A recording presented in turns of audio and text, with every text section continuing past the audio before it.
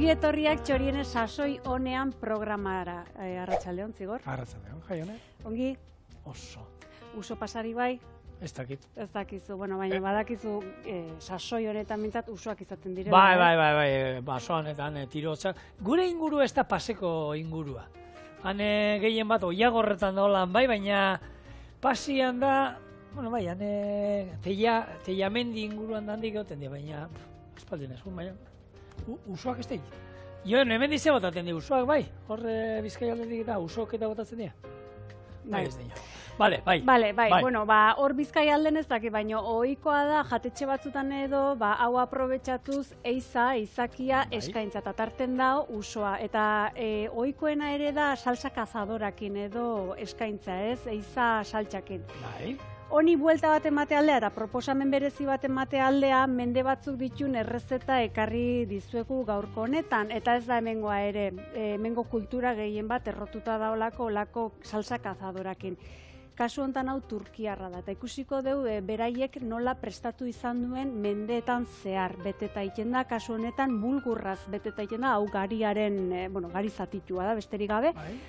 Orduan, lehenengo eta behin, esan dakoa. Otomandarren garaira joan behar gara? Bai, otomandarrak imperioa luze izan zen, baina gutxi gora bera gero sakonduko du, bertan.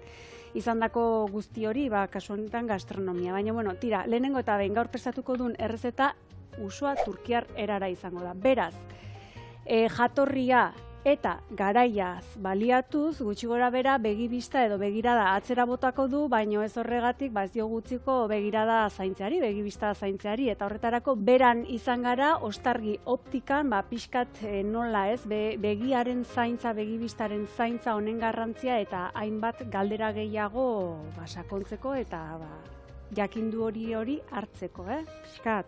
Gaurko programa interesgarria. Bai errezetagatik eta bigarrenagatik baita, zeia adinean aurrera guazenak. Presbizia.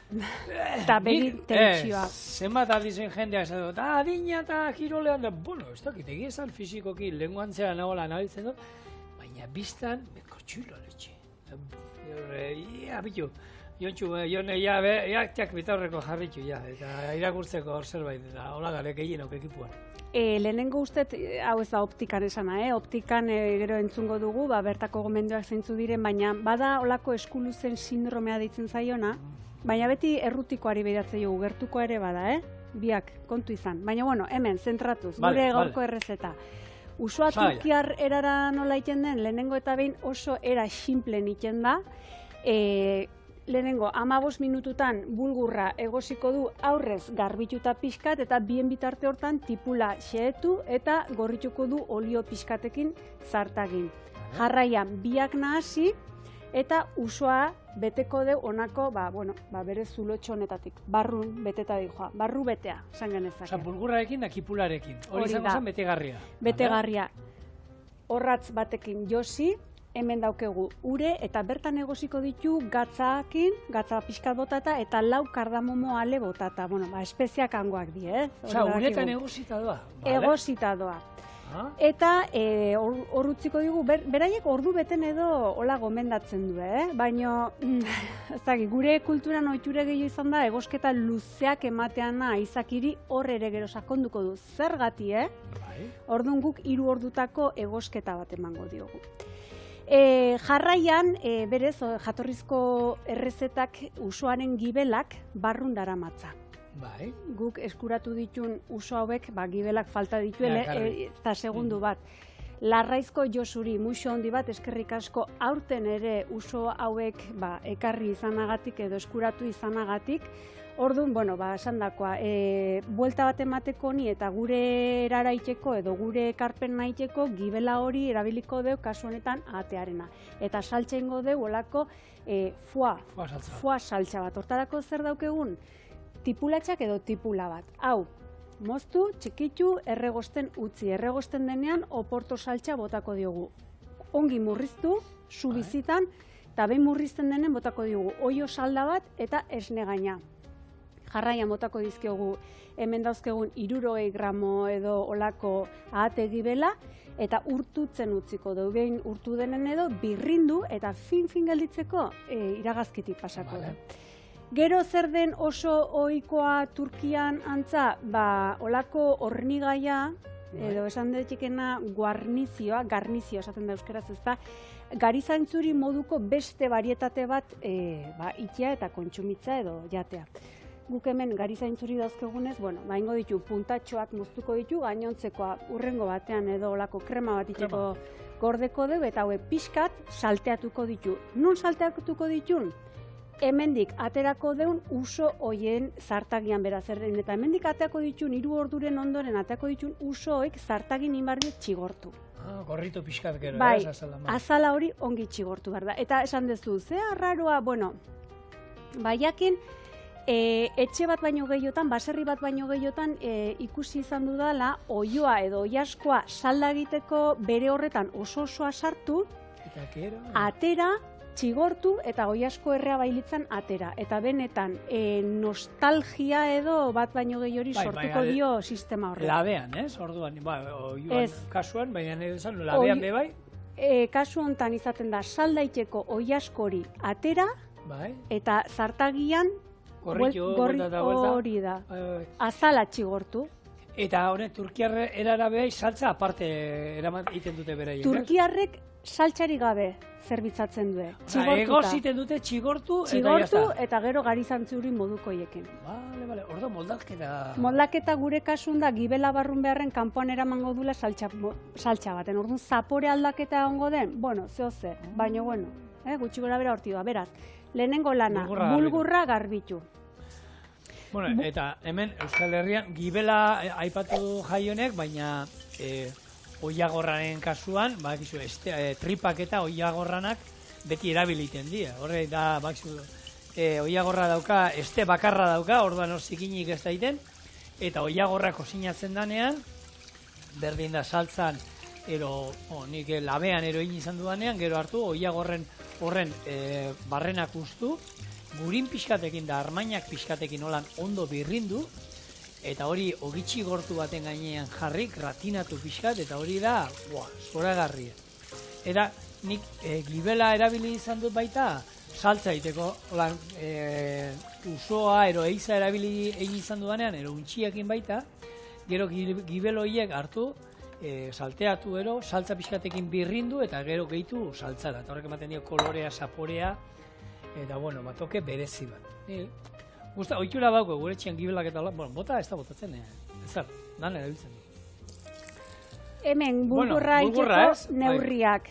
2 edalontzi bulgur bakoitzeko, neurri bera, bulgur bat, edalontzi txiki bat, 2 ura. Eta jarriko deu jarraian egosten. Zenba denbora behar du, gaur egungo bulgur zatitxuotak honek hau gainan nahiko xea dela 15 minututan indalegoke. Beraz, askar, esaten dena. Aiskar batean, hau jarriko zen idakean mesedez eta... Bai, edo gero eskatuko nizuke. Eta hola...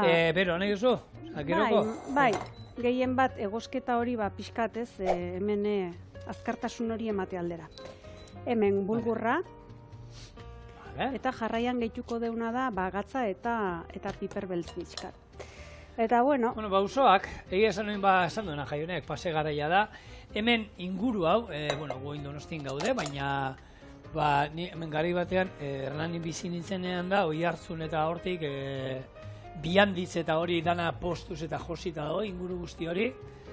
Eta nola ez, etxalarren horre usategietan, aukera baldin baukazu batean juteko nola egiten zen, garai batetik ez zenbat urtea maskitenan usoak pizirik harrapatzen, sareetan, eta hangoa prozedura ikusgarria nola egiten den. Baina, usoak jateko ez ezik, jan suposatzen duk izakeak aspaldiki jango dituela, baina, zertako erabili izan dien, mendetan zehar, ez? Horre... mezuak eramateko. Mezulari gisa, bai, hori da. Baina, hori bai, mezulari gisa, orduan letra txikiakin irakurri beharko zen horri idazten zutena, ez? Segun, kriston, papiroa liburu bat ezingo zuen usuari jarri. Eta hortako, lehen garaian, bete aurreko ketzien, garai hartan, ez? Bista hona beharko zen, bai, edo simbolokin, edo ez dakigu, baina, garai hartan ere agian optikak, ez dakit, ez zeuden, gaur egun bai eta zortea dugu.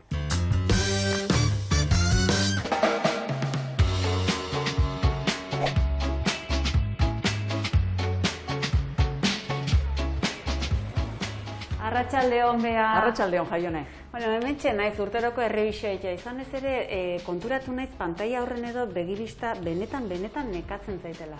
Bai, hori normala da, kontutan izan behar duzu, hurbilera begiratzen dugunean, bista bortxatzen nahi garela. Gure sistema bisuala erlajatuta dago urrunera begiratzen dugunean.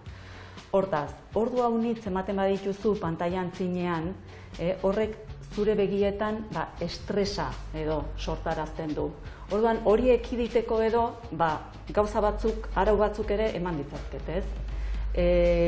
Alde batetik, komenigarria izango litzateke, daukazun pantaila ez dakit non izanen duzun, baina komenigarria izango litzateke leiho baten onduan jartzia. Hau da, zuk bista altxatzen duzunean urrunera begitzeko aukera izatea, ez ondoko paretara, bale? Eta maiz egin behar duzuna da, hau da, ordu 20 minutu edo gutxi gora bera, 20 segundoko etenaldi bat. Urrunera begitu, eta urrunera begiratzerakoan garbi ikusten duzunean, berriz ere hurbileko lanean jarraitu. Bestaldetik, hurbilera begiratzen ari garenean, gutxiago parpadeatu egiten dugu. Gehien bat pantailei begiratzen diegunean. Ez dugu detaileri galdu nahi, eta orduan gutxiago parpadeatzen dugu. Gutxiago parpadeatzen baldin badugu, gure begiak idortu egiten dire. Eta idortzerakoan, traba hori sentitzen dezu eri begietan. Orduan, konstienteki parpadeatu behar da ere. Beste gauza batzuen artean. Hori etxeko aholkuk, eta hemen errebisioan adibidez zer ikusiko zenuke begibistan nekatuta dagoen? Bai, zure adinagatik baliteke bistan nekatuarekin hasi izana, baliteke. Orduan, lehenbiziko gauzain behar duguna da, deskartatu presbizia puntu bat daukazun edo ez duzun. Horren arabera, orain begituko dizut, eta horren arabera jakingo genuke beharrezkoak dituzun antiojo batzuk edo esandako arauekin nahikoa den zure kasuan. 25 urtetako esperientziaren ondoren eta beratar eta bortziriko jende guztia hemen begibista zaintzen egon ondoren, ni ere zu ere eskotan jartzen ez eta goazen ba? Oso ondo.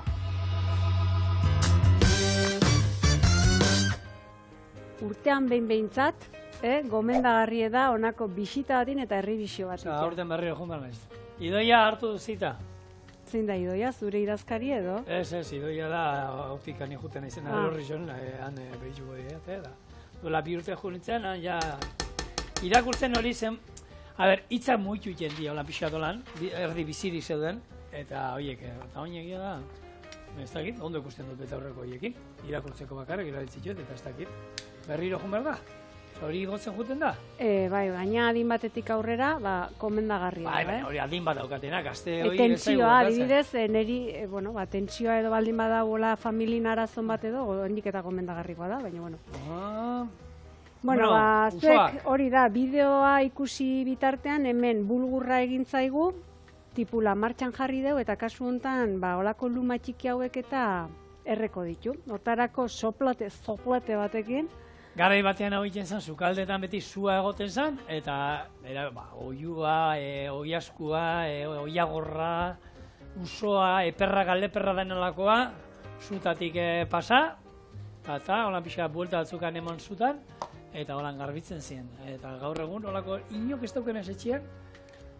Etxen batzutan neongo da, baina, Oso gutxitan, holako soplete batero, etxean afizio bat, nimadukate izata holan jatera eta hortako bai. Nik uste, eizakik edo handiken kontsumitzeko itxure badola, eta atrebitxuko nintzek esatea gure eskualden da gehiago. Egia da hor, adibidez, La Vanguardia aldizkarik gomendatu itxendo, eizaki jatea batipat Bueno, gantz urrikoa delako, gantz hori omega 3 delako kasu honetan, eta oso aberatsa delako, eta bueno, beste vitamina batzuk ere bai baditulako, baina kultura faltamen da. Elikadura aldetik animali hori hobeto asitu da onda, astegietan jaten ditugun batzuek baino. Bai, baina adibidez, untxia, eizan ez da usoa bakarri sartzen. Basurdea, erbie eta bar sartzen die, baina orokorren gaur egungo biztanlerin arten 150 pikok edo eizaki ez zer den, eiza zer den ere edo nahiko galduta omen dauke. Baina hala ere eiza bada baita gauza bat, eiza asko gustatzen zaizu, ez zaizu gustatzen zen. Jendean dako, azkenean eizak, apore fuertea dauka, ez? Eta, haragiak eta trinkoagoak dira, eta gogorragoak, ez? Baina ordan, eta batzuei fuerte iruditzen zaie. Oitxure falta. Bai, hori da, oitxura falta. Hori da, suposatzen dut gaur egun behi esnea garai batean edaten gendu moduan, norbaitek erango baluke, gazte batek inoiz ez duela probatu hori, arraro ingo zitzen, hau esnea da. Edo baserriko jaskoa bera, jatetxe batzutatik entzen nahi die. Nola, jende iruditzen zaio gogorra, nik entzun dut hori, hartu baserriko jaskoa prestatu, haragi hau ez da gogorra gehatu zaizu, eta ez, parkatu, haragi oiaskoana holan behar du. Osa, gogortasun bat, horiek aske bizi dira, hortik ibiltzen dira. Azkenean, behitu, Iberiko urdai espikoen da sekretuetako bat hori da. Txerri horiek aske bizi dira. Eta hankriston zelaietan batera eta bestera ibiltzen dituzte, janari bila, eta horrek ematen du, izatea txikiagoak, baina trinkoagoak, eta haragik hori koipea gutxia, baina horre muskulo tarten, eta hori. Hori da. Bueno, usoak betetzen... Bai, hemen muskulu artean sartzen nahi gana bulgurra da kasu honetan. Bulgurra tipularekin hasita, potxatuta, gozatuta, gatza bota diogu. Bai. Piperbeltz pixkat ere bai, eta oain, esan bezala betetzen gaude. Behin bildutakoan edo betetakoan, jarraian ingo deuna da, olako jostorratz handi bat edo koiskor bat hartu. Zein ez hartu dizu aria? Zigor jaunak. Zer gabe? Bista honakin. Zer. Noski baietz. Esan dakoa, olako horratza handi batekin edo nahikoa litzateke, eta gauza da, edo gakoa da, iztea. Eta lehen usoetaz hasi gara, eta hor, baita ikerkuntzea batero ez da, edo zuk agian jakin gozu. Nola aurkituko zuen lehen, nori okurritu otuko zitzaion bere garaian, usoak erabiltzea mezuak bidaltzeko. Ez da, norbait egongo zan agian, ez dakit zegatik, usoak izango zituela etxian, jateko, imaginatu ez, lehen gizakiak zerbait animali bat aztemazun zan, gero janal izateko. Eta uso hori eraman, ez dakitzeatik, saltzeko beste herri batetara, usoak ies egin eta etxean agertu.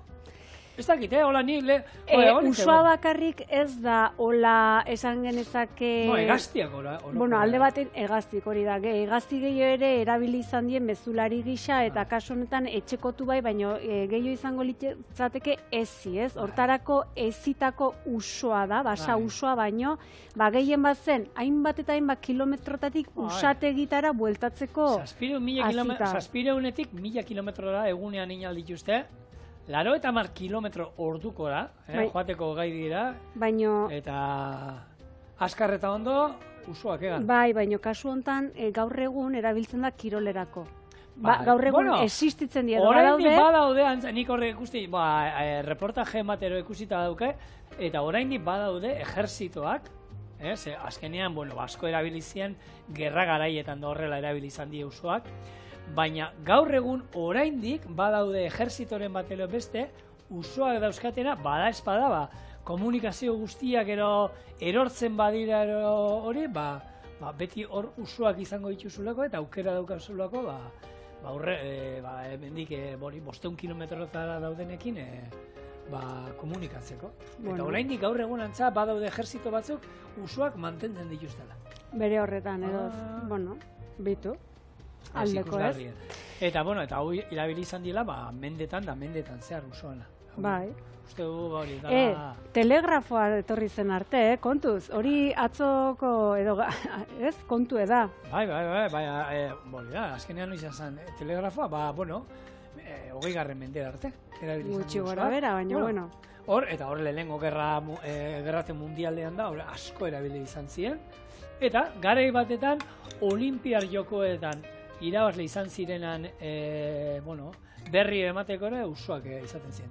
Eta hor usoak eramaten zuten olibo adar batero, ez? Ez dut uste, baina bueno, ez dut uste. Horrekin ez da batzen orduan usoa eta bakearen simboloa uso bat. Ez, hori geroragokoa da, ez, bai, hori da. Baina, bueno, tira, hemen, gure errezetara etorriz. Pixka Frankensteinen itxura badu. Baina, bueno, niri... Gero, galtzak hauek, dauzket, pixkatola mozteko, jai honen momentu batean ja garia eta daukazun hemen, txak, puntada batzuk.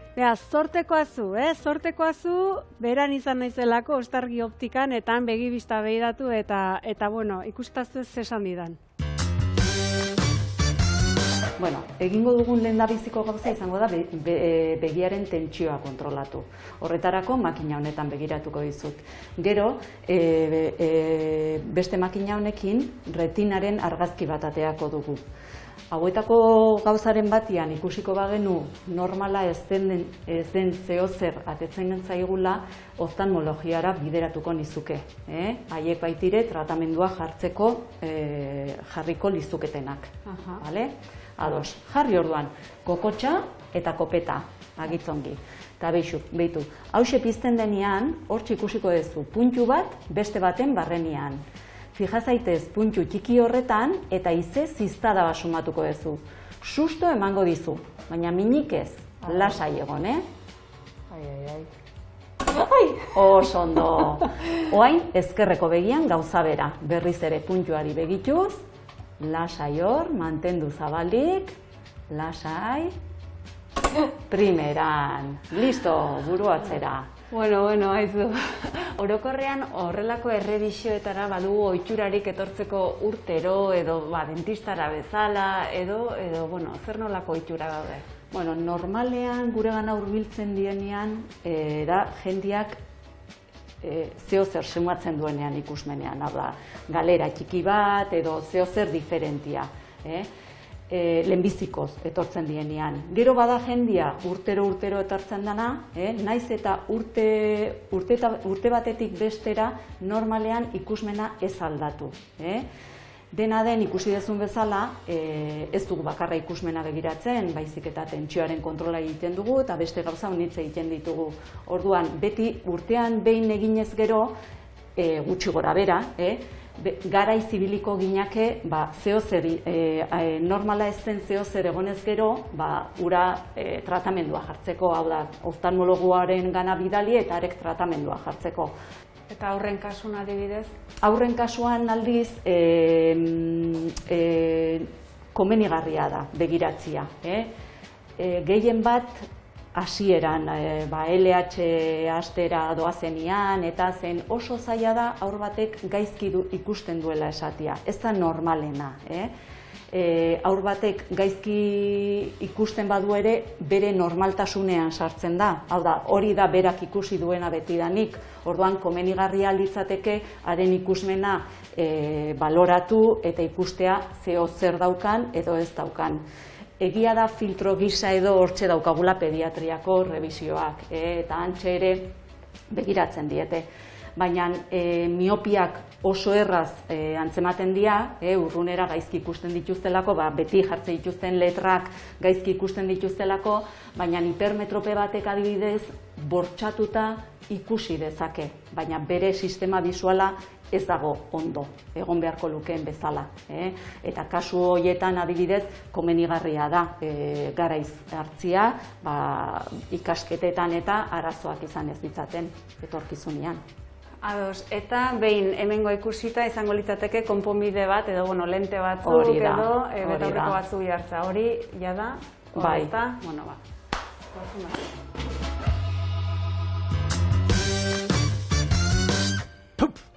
Zu hobeto ikusteko.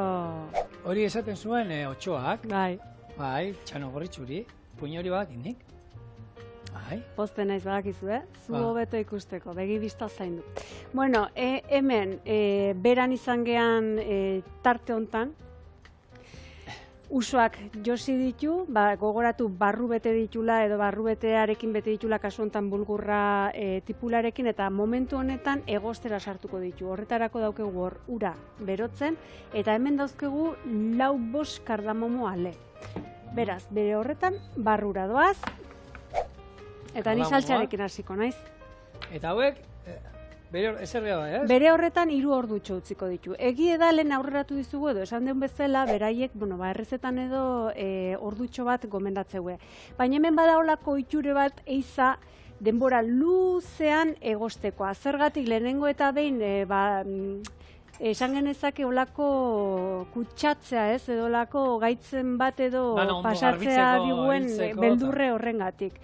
Egie da, eta gaur egun gainean gomendatzen da olako itea pasatzea edo olako veterinariora eraman eta olako ikuskatze bat ematea.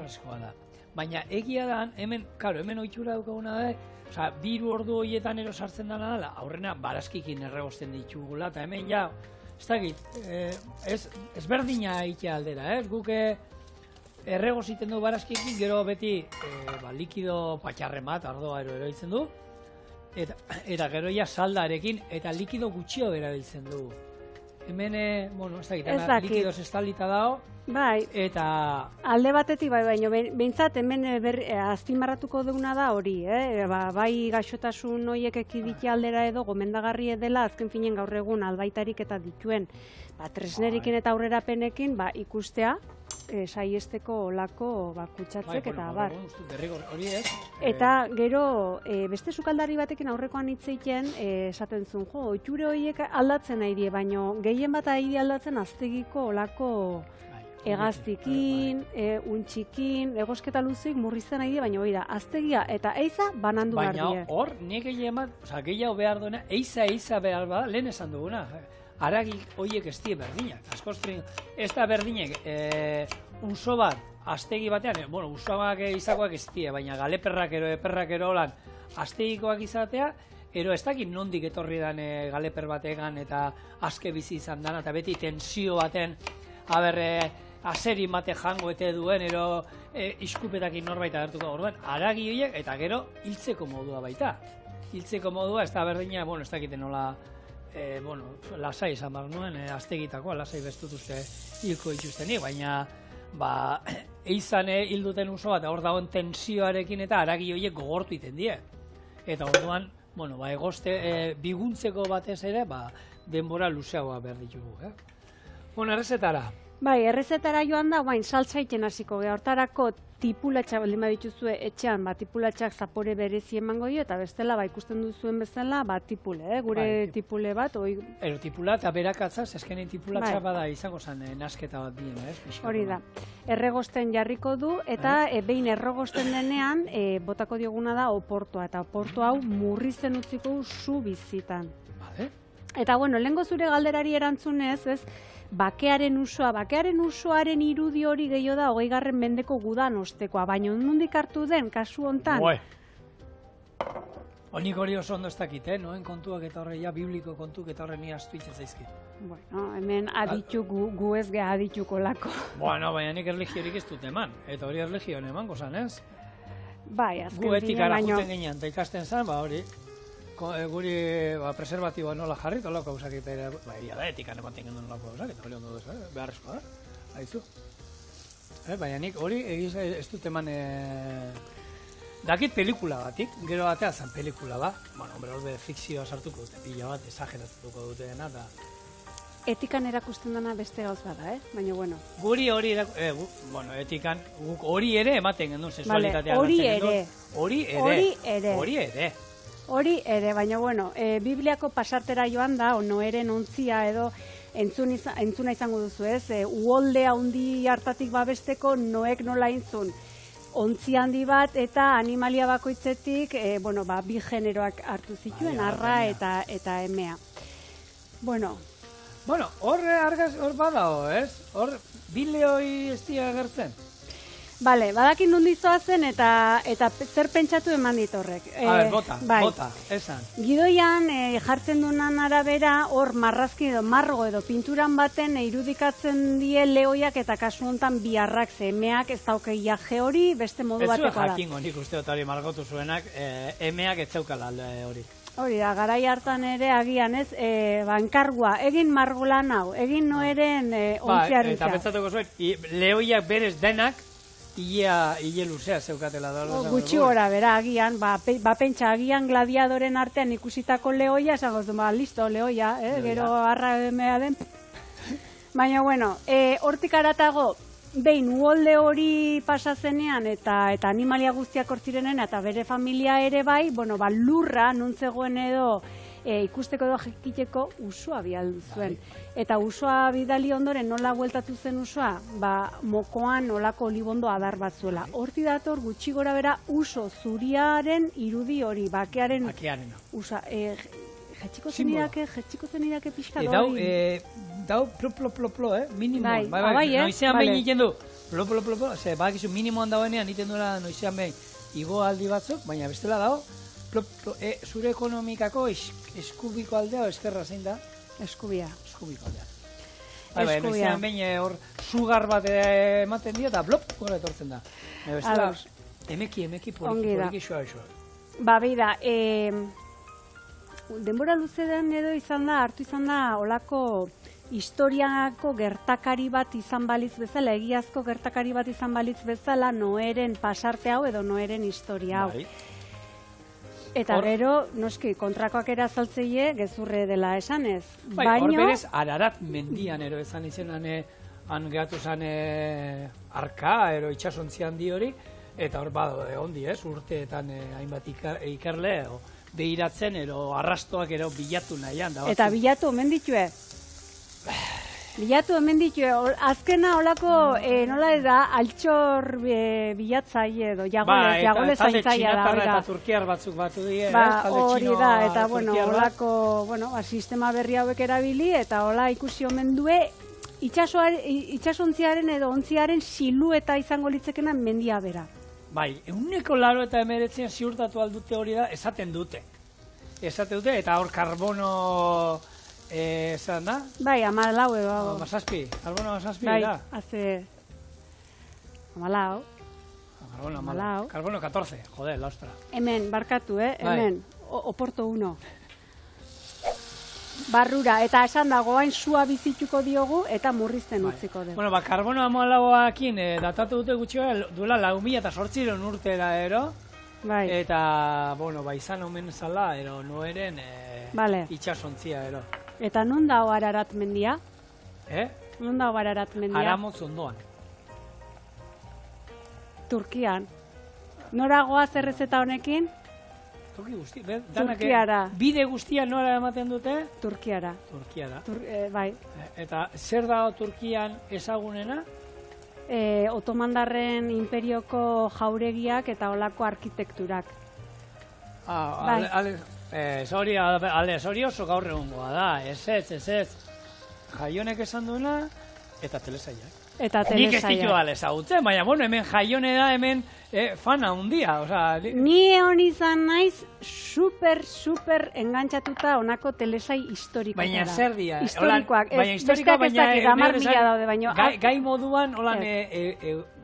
Garai batean hemen Ego Amerikarrak... Ez, bai, amodio puntu hori edo izate du, baina kasu honetan engantzatu izan naizena behintzat Otomandarren imperio garaiko lehenengo telesai hau da, El Sultan izena du, Soliman sultanaren eta Hurrem sultanaren historia kontatzeu, eta 140-150 edo benetakoa da, beraz, datu historikoa daude. Eta ia, hortxen, begik utzi nitun, eskerrak Ostargiko optika.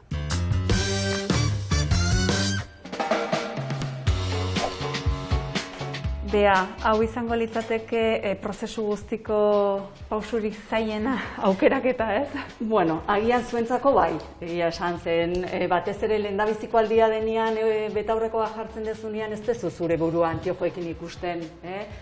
Orduan froga asko egin behar dira. Probatu egin behar dituzu, aunitz eta deskarte bat egin, eta beste segunta nik hasieran batzuk ateatzen ditut, eta gustatzen zaizkizunen arabera gehiago ateako ditut, batzuk kendu eta beste batzuk jarri.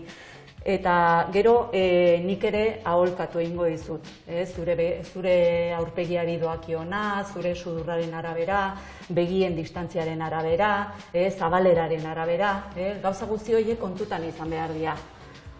Eta adibidez, hontaz aparte, negubiden eguzkitako betaurrekoak garrantzitsua dira, naiz graduatuak izan, naiz ez graduatuak izan? Bai, garrantzitsua da, gure begiak babestea. Gehien bat mendira, hondartzara, elurretara noski, beharrezkoa dira antiojoak eramatia.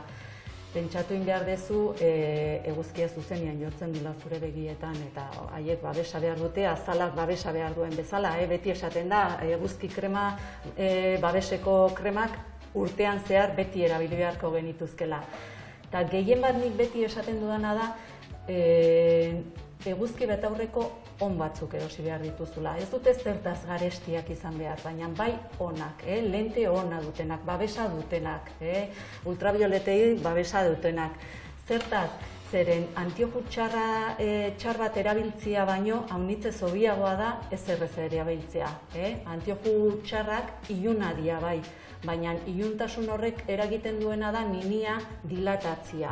Eta ninia dilatatu, gehiago dilatatu egiten bada, eta babesik ez badago, kaltia handiagoa da. Bekain, bueno, aholku guztiarekin eta behin errebisioa egin da, gure esku dago begi bista zaintza. Eta bien bitartean bea, eskerrik asko eta datorren urtera arte. Mila esker. Ni betaurrekoekin, Euskal nola da? Kevin Costner. Kevin Costner, baina zu ere, Rothermeier. Bitu. Rothermeier handereina. Bai, badaukazu, holako sorgin dinote itxura... Bagatzen dizkizu. Mari maistra itxure esan nahi zenuke? Gara dituzu betaurrekok? Momentuz ustez ez, baina zein edaki. Urteroko datorren urten, bai, esku edo beso luzen sindrome hori gerturatzen ari da. Bai, ez? Baina, bueno, tira. Baina ez da ezer pasatzen, gaur egun herri guztietan eta bauzke botikak gerturatu zuen herriko, baina ohitura. Ez egiara aginekin, hortzakin eta nik ez daukat ohitura, hortzakin eta bauka ohitura urtero saiatzeko joaten bintzat, eta biztarekin ero nik uste dut adin batetik aurrera komeni zaigula baita urtero jutea gutxienez. Hori da, bai. Bueno, saltza, ez? Saltza, garatzen nahi ga, kasu hontan, pausuka saltza aldera tipula erregozideu, gatzapur batekin, oportoa bota eta murriztu da, jarraian oiosalda gehitu diogu, eta momentu hontan ikusi duzuena izan da esne gaina gehitzea. Behin hauek gehituta, gure foa edo gibelak botako dizkiogu, gogoratu kanpotik jarriko dizkiogula, errezeta originalak barrutik daramatzala. Osa, gero, baina birrinduta esan duzu, ez? Birrinduta ira zingoen dula. Bai. Eta hau azpizun batekin begoxua atuko zen, ez? Saltza, foa saltzakin eta haragikin. Azkenen saltzen mundua hori da. Bai. Beitu, lehen esan dizuta, esan dio jaione, foa ikusi duela hemen, egun baten mikuita egiten erakutsi behar dizut. Aspaldi ez dute egiten, da lehen, garai batean Frantzian ikasi nuen nik egiten, Landetan ikasi nuen mikuita egiten, da... Eta horre, guk hor, Etxibarri jatetxean egiten genitxuen. Hau emote zen eskontzatan da kartan zeban mikuide egiten zen. Eta hori, lana benetan hartu asain guztiak kendu eta lana hokat. Gerora etxean indut eta asainak eta ez dizkiu kendu. Ego zen, finagoa geratzen da asainak kenduta, baina, ez dijo ala inora, asainik kendu gabe. Bale, hori da gure gordizioa eta esan dakoa. Oiek krema bat eroiteko. Krema bat itxeko edo, hemen bazterren utziko ditu. Bale. Eta, bida, hemen hausnarketa txiki bat bideratze aldera edo aldarrikapen bat ere bai kasu honetan. Telesailan aldetik guazela? Bai. Bai, bota. Honako ekoizpen hauek, turkiarreko ekoizpen hauek, gehien bat zer daukien babes gisa, aurrekontu handia. Hor, kasu hauetan behintzat historiko hauek jantzitegi aldetik oso ongi daude, oso zehatzak die, bai. Lana bada olatzetik, ez? Zaldiak, armak, eta bar, oso ongi kokatu daude eta eguneratuta ditu kasu hontan. Eta noski datu historiko guzti biltzeko lantalde handi badauatzen, gidoilarin lanak eta abar. Hemendik aldarrikapena zer euskal ekoizpenak, telesai ingurumentzat euskal ekoizpenak behar ditugula, horren gose garela, berdin dio fikzioa edo historikoa baldin bada niregatik behintzat aldez eta hobe. Ni eneko aritzan eta garaietara eta gonitzen hor. Ni balea zalena eta esango nizuke zergatik. Otomandarren historiakin edo imperioakin badaukalako olako antzekotasun bat. Otomandarren imperioan gizonezkoa, sultana, genizaroak, armadak eta bar gizona, baino emakumezkoen papera ere garrantzitsua izan zen eta hor sortu zen esaten dena emakumezkoen sultangoa. Kasu hauetan boterea zeukien, boteretsuak izateko aukera izan zuen, dirudunak ere bai, eta hori, politikan parte hartu zuen. Euskal Herrin agian ez olako tamainan, baina balezaleen garai hartan Euskal Herriko ekonomia zaintzen, hainbat eta hainbat emakume gelditu behar izan zuen. Agian itsas gizonak bezala, etzien itsasoratzen, baina beraien ontzi propioak izan zitzaketen eta zituzten. Eta herria beraien nabigatzen zuten, eta etxia eta dana. Soldatapeko lanak ere bazituzten, beraz, hori. Eta hor, norbaitek hartzen badu Jaione botatako erronka, ondo iteko ze guk, Gironan grabatzen ginola Txiloe bat, ikusi gendu nolako mega superprodukzio bat, erdia orokoa, eta jantzita eta han ikusten zitzaien denai erdia oroko erropakin, baina denak garbi, makillajean ilea bizarra afeitatuta, bizarra ondo eginda, hileak ondo orrastuta, zeuden, denak perfecto eta zuk esatu. A ber, 1400 garren urtean gaude. Nor letxe orrasten zen garai hartan, erregina eta erregetatik aparte. Nik uste dut, garai hartan, jendia jongo zen, jutezan moduan, erropa bakarra izango zuten. Eta ura, garbi, astean behin garbitzen zuten, baina beste egun guztietan, eta ikusten ditut, eta zen garai batetako pelikula moduan, ez? Itxasora erortzen zen, errekara John Wayne, eta ateatzen zen, eta hileak atzean ondo botata, eta kamiseta ja erdi lehorra, eta, ostra, mesedez. Hauen momentu enten ikartuko izoteitze, eta eskari honekin edo aldarrikapen honekin batera euskal ekoizleak, euskal sortzaileak, zuzendariak, eta biderazazue olako ekimen bat, proiekturen bat, hortarako crowdfunding bat edo bideratu bar baldin bada, hementxen gaude, zuekin, amuerte esaten dena, eta daturi historikoa biltzeko, gure zigor. Eta honek oin? Hori iaia, handiken falta zaio, kasu honetan gure saltza hemen dao, eta horri emango diogun denbora horren bueltan, jarraian hemen txegia zetu. Honi bi orduan kontua asmoa da hori. Hori birrindu iragazi, hauek gorritu hemen, egina daudenean gorritu, eta gero bertan gari zain zuriak, ez? Bai. Bale? Bitxingo, kolorea, ja. Bizbiltxak. Udan olako erreza izango bazan, Jaione, udasi baina harina bartu eta sartaiti pasa pixkat, buelta esaten dana, eta txak. Eta jarri, hori da, hortzen bertan. Izan ditugu dagoeneko, esan dakoa, 3 ordua egosten, hor emeki, eta gero, olioa bero jarri, eta bertan gorritu besterik ez. Ariak kendu beharko dut. Hori da, mesedez, ari hoik kendu. Eta, dastatzeko besterik ez egu, gelditzen gutxi gehiago, ez? Gero saltza berua egin galiztauko, ez? Hori da, saltza hemen, pixkat murrizten, birrindu deu, iragazkiti pasa deu, fin utzi deu. Oain gari zantzuri guztok. Hau, zuri zei aipatu dizuten inoiz. Frantzian lan egiten gendunean, han geneukan txori txiki bat, ortolan deitzen zana, eta oso preziatu zan, eta gura prestatzen gendun, zan holan berdina, baina fuakin betetzen zan, da zauen honen erdia izango zan bakoitza. Eta jateko, hau, dana, 3 Michelin izarreko jatetxe batean, maila, holako izara botatzen zizuten gainetik, bakoitzai, maiko bakoitzai, eta orduan dana txupatu egiten zan, da eskuekin jan behar zan. Orduan gero, ez da, eta horrelako zerbait ingo du, ze hau, bueno. Jateko eta... Eta agurtu zeinek agurtuko du gure saioa? Bueno, ikusiko da izara batzuk mugitzen, gure ahotzak entzungo die, esku altzatuko dugu lan bat batean, eskerrik asko, hurrengoan gehiago eta hobeto, eta gubiok. Dastatzea, bale. Bueno, aukera bada, zergatik ez. Nik uste hau jateko denbora behar dela, ez da? Usaie. Bueno, gure garizuen zuriok, kasu honetan, txikizienez ditu hortxe gure manta. Hartu. Zerekin tapatu, bale, oso ondo. Eskerrak hor jo nabil, gure jone, danera gomutila. Hemen, oain platera aratzea besterik, ez da, falta. Kasu honetan ingo deuna da, beraiek, beraien gastronomian, eta Egipton ere badau antzeko bat, usakumekin iten dena, da, bere horretan, plateran, hornigai batekin, baina, bueno, saltxari gabe, Vale. Guk kasu honetan... Saltza, boti ingo duzu gainetik, ero aparte jarriko dugu. Aparte. Bai, eta ikusi saltzera bat? Mesedez, hori da. Ingo deuna da, oe gixakoa jarriko dugu hemen. Xuxen. Pixka bat utzi mesedez. Olaxen. Hau. Zer ona. Hola. Bai. Jarraian uso bat. Bere horretan. Bai.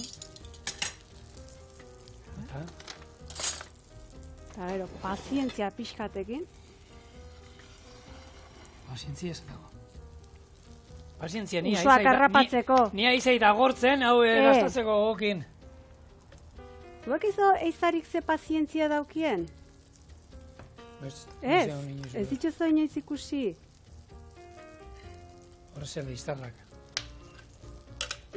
Barrura. Iskatoneago ekarriko deu. Eta listo, usoa turkiarrerara. Gero saltxa gainetik bota, hori norberaren esku dago. Eta hau eskuekin jateko da. Bai, hasieran labanak indolan pixkat, paparra eta hori, baina... Egi esan platera itxurosoa ez da. Ez da esaten duzuna, begitati sartzen da, baina gero zaporea, dastatu. Eta ikusi, beste modu bat, garaiontako uso hori prestatzeko.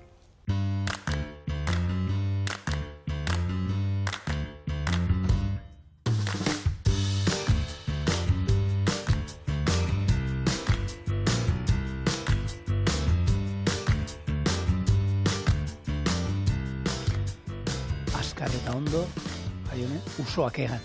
Baina ze gozo kasuelan? Aizu, hori esaera zar bada zer. Honako esaera zar berrituen liburua prestatzeko asmotan edo? Hor galdera izango zen, esaera zarrak noiz izan ziren berriak eta noiz arkitu ziren? Bueno, nahiko filosofia eta historia izan dugu, gaur ez zaitezen hain filosofiko jarri. Hori gozea da, Jaione, ni gozea dauket eta gaia jateko eta orduan hau burua ez da tontakerik esaten da. Garra dau. Beste modu bat, ez? Bai, eta xamurra bitu. Nik uste nola pixau lehorrero ongo zala. Baina, erra, eta gaina saltzakin, saltza honekin, bikaina.